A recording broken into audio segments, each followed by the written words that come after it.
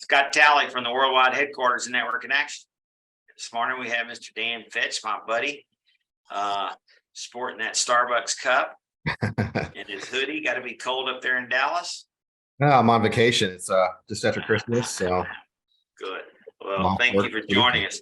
We're going to talk a little bit about Network in Action franchise, and you are a rare breed of all of our 130 or 35 franchises or so at this point, in that you have a full-time gig, still gainfully employed. So we'll talk a little bit about that, but just in your own words, sort of talk about what you do with Network in Action. Well, I build communities of business owners with the goal of helping each other, in many ways. Could be, passing business referrals to each other, could be connecting them to people in each other's networks that can help each other, or just being there as a community to lean on, rely on when going through tough times in your business or trying to figure out how to take the next step. Yeah, we're going to come back to that because talk about tough times. We'll talk about that community a little bit. But Dan, when you started, you had a franchise broker. So brokers work with people like you to help find the right fit. Talk about that experience, starting to narrow it down, and why you picked Network in Action. Yeah, so this was during the COVID times. I think, like a lot of people, I was spent a lot of time reflecting on what I really want to do with my life and if I was really happy. And I work for a great company and have a great job, but I just think there's something missing. And just during that COVID period, I spent a lot of time reflecting on it. And just out of nowhere, a woman reached out to me on LinkedIn and asked me if I was open to considering franchise opportunities. And I've always had an interest to be a business owner. I've had that for a long time. I come from a family of entrepreneurs. I just had no idea what to do. And so I'd never really thought about franchising before, but when she reached out to me, it just dawned on me that, I don't really know what to do as a business. Franchise makes all the sense in the world, because I don't have to create something from scratch. Yeah. So I told her I was interested. She then handed me off to the broker. And he was really helpful. He made it very clear that, he doesn't get paid and I don't pay him anything, and he doesn't get paid until he finds the right fit for me. And so, to be a successful broker, his biggest interest is finding the right fit for me. And so he spent a lot of time understanding my goals, my desires, my strengths, and then what I could bring to the table as far as an investment. And then he went off and looked at things that might fit and brought back a couple options. And so he initially brought 3 to me. They were all looked interesting. But he told me, he said, this first one here, he said, I don't normally say this. He's like, this has got you written all over it. He's like, from getting to know you, he's like, this is a no-brainer. This is a great fit for you. And that was Network in Action. Having not been a small business owner ever before at this time, I didn't really understand what networking was and what that meant. But I liked the idea of he detailed how I would lead, communities or groups of business owners and help them grow, succeed. I've always loved being a coach, a mentor, and leader. And so it really spoke to me. And then after I reached out to Scott Talley and talked to him, I realized there was something special about this organization. And I've always had a desire to help and serve others. And it hit all my hot buttons. And I felt it could be done part-time as well. That's awesome. So let's segue your military background. Talk a little bit about your experience in the military and sort of how that has come into play, leading this group of people. Yeah. So I remember when I was about 6 years old, my dad, he traveled quite a bit for business. This is back in the days where there's no TSA and you could literally walk right to the gate, say goodbye to family members, get on a plane and watch a plane back off and leave. And I was just glued to the window. I just was really fascinated with airplanes and aviation. And so at a pretty young age, I knew I wanted to fly. And then I think at some point I got to see the movie Top Gun. And then that was it. I was like, okay, I want to fly fighter jets. So after high school, I joined the Air National Guard in St. Louis, where I lived, and it was an F-15 unit. And so I was basically reservist, and I was a mechanic on F-15s. And just being in that environment, I remember watching every day, when the pilots, the pilots strapped in, they go off and fly. I wanted to do it so bad. I did not have very good vision though. So I don't know. I can't remember what my vision was, but it was pretty bad. And back then you had to be 20/20, maybe you'd be considered as a pilot. So I kind of planned on getting an aviation degree and going into the airline world, but I still really wanted to fly fighters. And then it was late my junior year, early my senior year of college. My mom had introduced me to an eye surgeon in St. Louis who she met, and said that he had a lot of connections to military doctors and kind of knew the ropes. And he had told her that there was a possibility that, or he said there was a waiver process now if you'd get laser surgery to become a pilot. So long story short, I got my eyes corrected. Now I qualify as a pilot. I started talking to the Air Force first because that's all I knew. Like Air Force flies airplanes, and so unfortunately, it was so soon in the process of allowing pilot candidates who had eye surgery that they didn't really know the process yet. And so the recruiter kind of ran me around circles for a little bit, and then he told me it might take a year and a half or 2 years to get in. I had about $70,000 in college loans coming due, so I was not going to wait around that long. And I asked him, well, I went to the Navy then after that, because I knew from Top Gun the Navy had planes. At the time, they had closed down the F-14 Tomcat and the S-3 Viking, and they had lots of pilots there trying to move around to other platforms, so they weren't looking at taking in new pilots. But somebody in that office told me you should go talk to the Marine Corps, and I didn't even know the Marine Corps had aircraft that time. I had no idea. And this person said, yeah, they have the 4th largest air force in the world, and they fly everything from fighter jets to helicopters. So I made an appointment with a Marine Corps officer recruiter. And it was interesting because up until that point, all the other services were trying to sell to me. Like, this is what we can provide you. If you come as a pilot, this is what we can give you. This is why it'll be so great. And I walked into the Marine recruiter office, and this guy was like chiseled and mean looking, and his uniform like he was pressed cardboard on him. And he just stared at me and he said, "So you want to be a pilot, I hear?" I said, "Yes, sir." He said, "Well, May 1st, you should explain to me why you think that you're would be able to lead our Marines." So that was not what I'd gotten from any of the other branches. And that kind of perked me up, like, wow, okay. And so he explained to me that in the Marine Corps, as an officer, whether you're a pilot, a lawyer, an infantryman, infantry officer, you're always a leader of Marines first and foremost.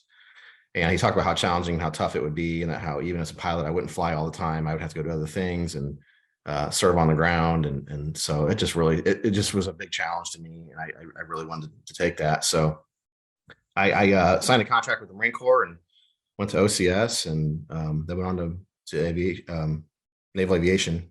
What a great story. Yeah. Yeah, that's awesome. And I'm sure there's a little bit about leadership in that training. I learned, I would say in my time in the Marine Corps, I saw some of the best examples of leadership, and I also saw some of the worst. Yeah. You see it all, right?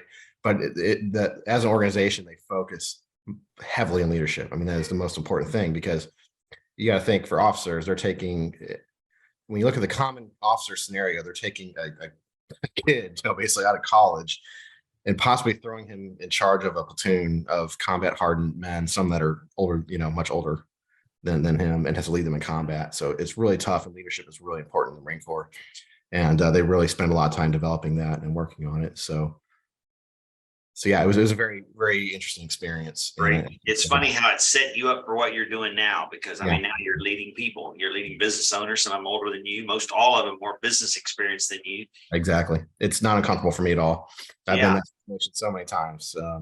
It's funny because metaphorically, you're right. You didn't know how to spell networking when you got it. So it's not like a precursor to being successful, because you've got a great group of people that love you and that are helping each other there in Dallas. No, I found what made me successful in the Marine Corps is just a willingness to learn and educate yourself, to work hard at that. And then to just be a genuine leader who cares about their people, So if you had to nail it down when you were looking at those 3 franchises and you finally decided on Network in Action, what were the 2 or 3 things that helped you make that decision? Well, one that was, I'd say the one that interests me the most is the second. Required, you had to have employees, and you had to have equipment, vehicles and equipment. And, in addition to purchasing the franchise, you really needed a minimum of $25,000 to $40,000 just to make it through the first half year to a year where you're going to be in the red. Yeah. That just was not something, it was not a situation I was comfortable being in, also having a corporate job and then having to worry about that. But there was really a time where, like, you would have to be the business until you get to a point where the cash flow sustained, paying employees and of course a huge upfront investment. So what was so great about NIA is really you don't need anything to invest in upfront. It's just going out there and working the business. And so it's a great place to start as a new entrepreneur. That's awesome. So tie in sort of your why with the military and your why with Network in Action. I think they're similar. And I think you've already sort of touched on it, but just what would you say is your why? What drives you every day to get up and work on your franchise? Yeah. So, in the Marine Corps, when I speak of leadership, I really mean of helping people to do the best they can do, helping them grow and develop, bringing a team together, succeed in accomplishing a mission. Those are the things I really loved and enjoyed. I just have a service heart for people. I'm the kind of person who's always wanted to find something that is meaningful and impactful to do with my time. And so NIA ties right into that because, I'm leading a group of business owners and my goal is to help see all of them succeed and grow their businesses as being part of my group. And having grown up in an entrepreneurial family, even before I owned a business, I had personal experience about how tough and challenging it can be. My family had some big ups and downs and tough times. And, it's entrepreneurship is very rewarding, but it can be tough and scary too. And so I have just a heart for helping people. And, and every time a member tells me a success story in my group, it just energizes me and gets me going. I love it. So, yeah. So in some ways you're not going to like this, but in some ways you're sort of a phenom because you didn't have business experience. You have a full-time job. You got a growing family that needs a lot of your attention. You didn't have any sales experience. And so Dan and I joke over the last few months, we've joked like I'm going to turn him into a salesman yet. But really, you're just showing up and being yourself and expressing to people. That's really it. I think with this business, the more authentic you can be, the better. And at first, I think when I started this, I knew I didn't have sales experience, and I thought I needed sales training. But what I found I needed is some mindset coaching. That's what really helped me a lot. Yeah. And with that mindset coaching is just being your genuine, authentic self, and it doesn't require any gimmicks, or high pressure tactics. The value is there for NIA. And I spent a great part of last year networking, going to every group that's out there and every event. And it's not fun. It's not fun if you're having to do that every day as a business owner. And so NIA can really help you with that in that regard. What would you say in your own words is, why do businesses need to network now that you're leading a group and you see the success and you see it? Why do businesses need it? Everybody needs the network. I don't care what you do. At the end of the day, it's people in this world, is people helping people. That's how we get by and succeed. And even in the corporate world, I saw people being promoted, not always on merit, but on who they knew. And it's just a fact of life. People open doors for people. They connect with people who can help you. So everybody needs the network, but it's especially important for a small business owner because it's the most efficient way to grow your business. Yeah. And I talk to people all the time who spend 2-3 times more than what NIA costs a year in marketing, and either tell me they got no results out of it or don't even know if they got results out of it. Yeah. And so what we tell people is that a warm lead or warm referral is always 76% more likely to close than a cold one. So when you have a group of people who really know you and like you, and they're referring people they know and trust to you, just a higher rate of closure for business. And so there's no more efficient way to grow a business than through networking. And I think people realize that, because I see people all over the place networking as much as they can, but they're not being as efficient as they can be with it. Yeah. What I know you got more than one, but pick out one of these success stories that one of your members had that just you got the call from them, or they told you about it in person and just sort of made your day or week. Yeah, there was there was one. So I have a bookkeeper in one of my groups, and relatively newer business. Normally we're looking for business owners who've been 3 to 5 years in business, but this woman has been bookkeeping for decades and knows what she's doing, but just newer with her business, doing it on her own. And so I brought her into the group, and within a couple months, one of our community leaders down in Houston posted in our Beehive group that she had an accountant who had excess work she was looking to contract out to other bookkeepers and wanted to know if any of our bookkeepers were interested. So I was able to connect my bookkeeper to her. And that was really huge because she was early on in her business and didn't have, a lot of cash flow. And she joined my group on a leap of faith, and so that immediately gave her a positive ROI, the amount of work she got out of that bookkeeper. And then maybe a month or two after that, someone who was in our group referred her to a sibling who's down in San Antonio, who's a business owner. And she's one of those who's working in the business, not on it, right? And so he's been telling her for years, you need to get a bookkeeper and outsource some of this stuff. And so he told his sibling about my bookkeeper, and she Googled her, and her NIA contact information came up, and somehow she got a hold of Scott Talley. And, That's crazy. Yeah, that's crazy. And then Scott took the initiative to reach out and connect them. And you know, at the end of the day, my bookkeeper, she got that business. So that was just, you know, a cherry on the top this year, you know, for what she's done in the group. But she just said she was so impressed with the owner of this company, the founder of Network in Action, was, you know, cared that much that he was taking the time to reach out and connect her and make that happen. And she said that you know, NIA would be a, you know, long-term thing for her for sure. Yeah, that was sort of a crazy story, but really cool, really fun story.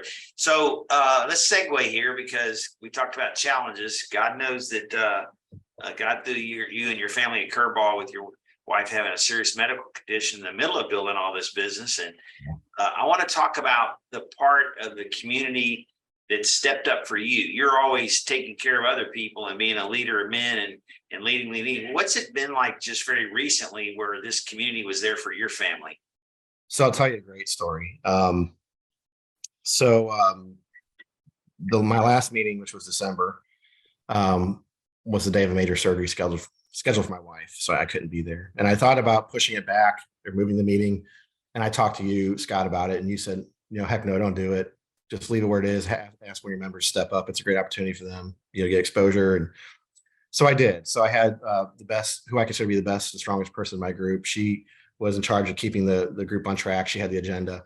And then I had another one of my members who's also a pastor. I had him do the gratitude. It was the gratitude exercise, and I thought he'd be a perfect fit for that. So I'm over at the hospital, you know, with my wife. Long story short, things didn't go as planned. It was a really rough day for us. We got some bad news, and so when the meeting started, one of my members asked an update, because I know what I'm going through with my wife, and they asked for an update. And someone had said, well, I saw his family post that they were going in surgery here in a few hours. And John, the guy who was leading the exercise, said, well, actually, I have an update for you. The surgery's not going to happen today. They didn't get the news they wanted, and they got to change course now. And he kind of explained what happened. And then he started to move into the next part of the meeting. And one of my members stepped up and said, you know what? I'm not ready to go on to the next part. Can we just pray for them as a group? And so my whole group, you know, prayed for me and my wife. And man, that brought tears to my eyes. Yeah, bringing tears to mine now. Yeah. So man, that's the kind of strong community you're going to have in an NIA group, and will be hard to find in a lot of these other groups. Yeah. It's not always about referrals, is it? People hear stories. You and I hear stories all day long. So I just think it's fascinating. You know, I've known this, but I haven't slowed down to think about the whole journey you've had, where you still got your full-time job. Got a very successful start to your Network in Action franchise without any sales experience, without any networking experience. But really, you've been one of the best at following the model. You've really done a good job of, and that's probably part of your military background. Like, okay, show me what to do and I'll go do it. And you've done that, and you've been successful. Where do you see North Dallas and your part of town there over the next few years with your leadership? I think people are looking for something real, authentic, and that's not a waste of their time. And I am seeing more and more business owners around here trying to start their own groups. A lot is happening. A lot. I see a lot of it. And I don't know what it is about paying for networking group that's such a hang up for so many people, but they have this idea, well, I can leave my own. I don't have to pay for a group. I can leave my own. And it's crazy to me to think that, you know, you have a business now, you want to spend time building and managing a group, which it's a huge time investment. Yes. And so I think it's just like bookkeeping or accounting. Outsource that. Let someone do that for you. You know, you spending time on that. Focus on you've never seen your nephew or young son's website look as good as a professional. So get done on time. Oh, you're absolutely right. I think the reason, to answer your question, like, why do people think they can do it? Because for 40 years, it's been done in such an unprofessional way, and yet it still worked. It may not have worked vis-a-vis how much time commitment people were putting in, but it still worked because relationships were being built. But when people get to experience, you know, a leader like you and a group like you've put together, and a whole community of people that care about each other, it's a whole different thing. And some people are uncomfortable with it. Let's face it. But Yeah. Well, I think a lot of these people are trying to start their own groups because they don't like what's out there as well. Yeah, that's right. They're either tired of the stale, like, well, what I hear the most, I think probably the biggest factor of NIA that grabs people's attention immediately is the monthly instead of weekly meeting. That's huge. I think every business owner is stretched on time, and challenged. And so the monthly meeting is huge over weekly. But I go around these other groups and the meeting format and agenda is just so stale and boring. Often, sometimes I feel it's fake. I hear that a lot of people as well. Yes. And so I think, yeah, it's people thinking they can do it easily themselves and also just not liking what's out there. And if you're in one of those, if you're one of those people, strongly consider coming out to NIA group to see what we're about. It's just. Would you do anything different if you had to do over again? Looking back on, would you have any advice for anybody? Well, I think this is common with NIA franchisees. I think I've heard it before from many people, but when you're starting out, you're tempted to take anybody, that wants to join, but it doesn't mean they're always the right fit. So I think probably one of the mistakes I made, I took a couple people that probably weren't good fits for the group, and I knew that, but I just under pressure, I wanted to get the group open and launched and running, and that really didn't help me because in the end they didn't work out. And I had to, I was wanting to charge forward to my second group, and I had to backpedal and kind of repair the first group, put some holes. Good point. That's a really good point. It's hard not to, you're trying to get your group. It's not a mistake that's going to kill you, but it's just really, you want to look for the right fit, and it's okay to say no to somebody who is not the right fit. Don't worry about it. That's great advice. I'm going to end this with 3 questions. And give me your honest answer. So on a scale of 1 to 10, 10 being the best, where do you see Network in Action in terms of your ability to control your time? I mean, like I say, it's got to be pretty high because you got a full-time job and you got this family, and now all of a sudden you're carrying a couple of roles in the family. 1 to 10, how much freedom do you have to control your schedule?